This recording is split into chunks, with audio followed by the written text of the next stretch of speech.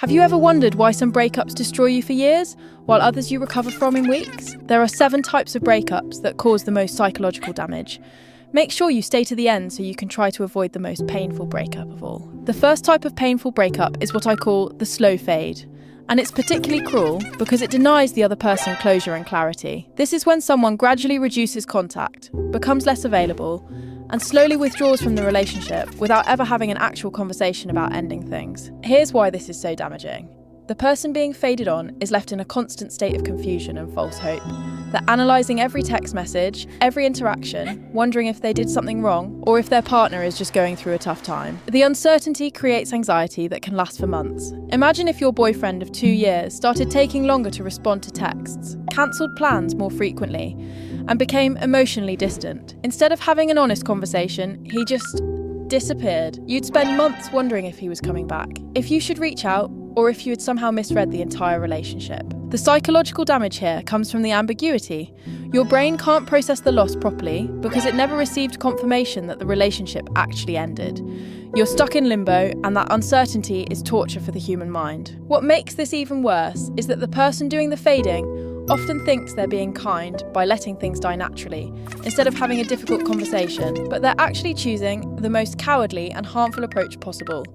Method 2 is the blindside breakup, and this one is devastating because it shatters your sense of reality and security. This happens when everything seems fine in the relationship. You're making future plans, things feel stable, and then suddenly, out of nowhere, your partner ends things. The trauma here isn't just losing the relationship, it's losing your ability to trust your own perception. You start questioning everything. How did I miss the signs? Was our entire relationship fake? Can I ever trust my judgment again? Here's what makes this particularly painful. When you're blindsided, you don't get the chance to mentally prepare for the loss. Usually relationships have warning signs, arguments or periods of distance that help you emotionally brace for a potential ending. But with a blindside breakup, you go from feeling secure to completely devastated in a matter of minutes. Picture this: your fiancé calls off your engagement 3 weeks before the wedding. You had no idea anything was wrong. You had just finished planning your honeymoon, sent out invitations, and were excited about your future together. The shock would be so severe that you might not trust your instincts in relationships for years afterward. The reason this type of breakup is so damaging is that it creates what psychologists call learned helplessness. If you can't see a breakup coming when you're paying attention and invested in the relationship, how can you ever feel secure again? Now here's number 3, and this one creates lasting trauma. It's called the comparative rejection breakup, and it happens when your partner leaves you for someone else. This isn't just about infidelity, though that's part of it. It's about being directly compared to another person and being found lacking. Research from Cornell University shows that comparative rejection is one of the most psychologically damaging experiences a person can go through. It's not just that you lost your partner, it's that they actively chose someone else over you. Your brain interprets this as evidence that you're fundamentally inadequate or unlovable. Here's why this is so destructive. When someone breaks up with you because of distance, different life goals, or timing issues, you can rationalise it. You can tell yourself, we just weren't compatible, or it wasn't meant to be. But when they leave you for someone else, the message is clear. This other person is better than you. The psychological damage goes even deeper when you know the other person. Maybe it's a co-worker, a friend, or someone in your social circle. Now you're not just dealing with the loss of the relationship, you're dealing with constant reminders of your replacement. Imagine if your husband left you for your best friend. The betrayal would be devastating enough, but what would make it unbearable is having to see them together at social events, mutual friends gatherings, and even at your children's school functions. Every encounter would be a reminder that you had been compared and rejected. This type of breakup often leads to obsessive thoughts about the other person. What do they have that I don't? Am I not attractive enough? Am I not interesting enough? These thoughts can consume someone for years and affect every future relationship. Method 4 is the gaslighting breakup.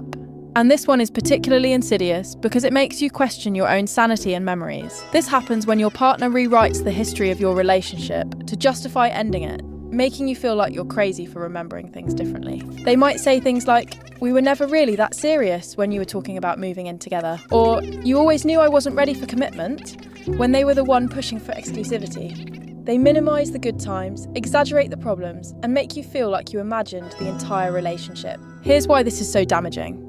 It doesn't just end the relationship, it makes you doubt your own perception of reality. You start thinking, maybe I did misunderstand everything. Maybe I was more invested than they were. Maybe I'm just delusional about love. The psychological term for this is reality distortion, and it can have lasting effects on your mental health. When someone you trusted and loved tells you that your memories and feelings are wrong, it shakes your confidence in your own mind. Picture if your boyfriend of 3 years broke up with you by claiming you were just casually dating and that you were too clingy for wanting a committed relationship. But you have text messages where he called you his girlfriend, photos from family events he brought you to, and memories of him talking about your future together. The gaslighting would make you question whether you were losing your mind. Method 5 is the silent treatment breakup. And this is when your partner just stops communicating entirely without explanation. No fight, no conversation, no closure.